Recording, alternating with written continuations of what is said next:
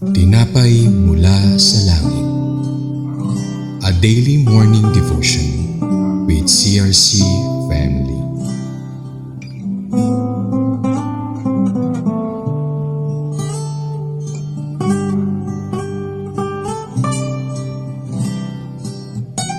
Isang mapagpalang umaga kapatid. Ako po si Sister Tina Solero mula sa CRC San Pedro, Laguna. Narito tayo muli upang simulan ang araw natin kasama ang salita ng Diyos bilang gabay. Tayo ay yumuko muna sa isang maikling panalangin. Aming Ama na nasa langit, humihingi po kami ng iyong gabay at patnubay sa aming pag-aaral ng iyong mga salita. Pagkalooban mo po ang iyong lingkod ng karunungan nang sa ganoon ay maipahayag po ang iyong ipaparating na mensahe sa bawat isa na makikinig sa oras na ito. Ito po ang aming dalangin sa pangalan ng iyong anak na si Jesus. Amen. Ang ating pagnilay-nilayang ngayong umaga ay matatagpuan sa Deuteronomio chapter 12 verse 5-9 na may pamagat na the command to worship at God's appointed place. Ating basahin ang mga bersikulo. Versikulo 5,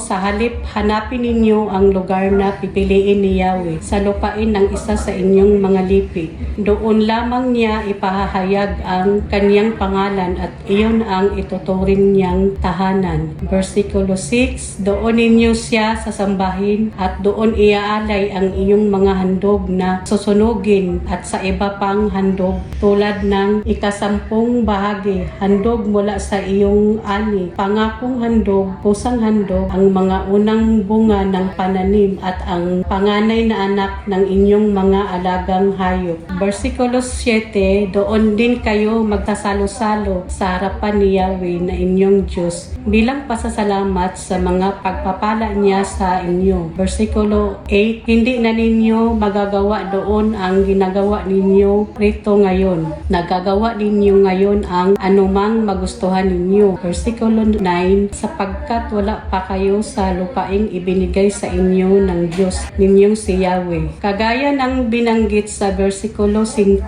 ang Diyos ang pipili ng lugar kung saan sila dapat sumamba. Hindi pwedeng kung saan lang nila magustuhan. Nakasalala yun sa lugar na ihahayag ng Diyos sa kanila. Sa pagsamba natin sa Kanya, mahalaga na lagi nating dapat nakasentro yun sa pagbibigay papuri sa Panginoon at hindi base sa ating mga sariling kagustuhan o palagay. At sa pagkakabanggit sa versikulo 6, doon sa lugar na iyon ay dadalhin natin ang ating mga alay, panalangin at pagtatapat na siya rin namang pagdadausa natin ng mga salo-salo na sinasabi sa versikulo 7, kagaya sa panahon natin ngayon, meron tayong mga fellowship kung saan tayo ay magpapalakasan. Kaya tandaan natin na magpuri tayo sa Panginoon sa paraan na gusto niya. Ngayon tayo ay muling dumako sa maikling panalangin. Panginoon, maraming salamat po sa araw na ito sa inyong pagsama sa amin.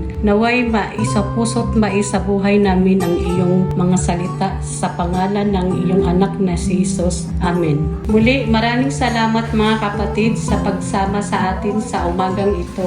Patuloy po nating suportahan ang ating programa upang mas marami pa ang maabot ng salita ng Diyos na magliligtas sa lahat, magbibigay kapanatagan. Muli, magandang umaga at pagpalain nawa tayo ng may kapal.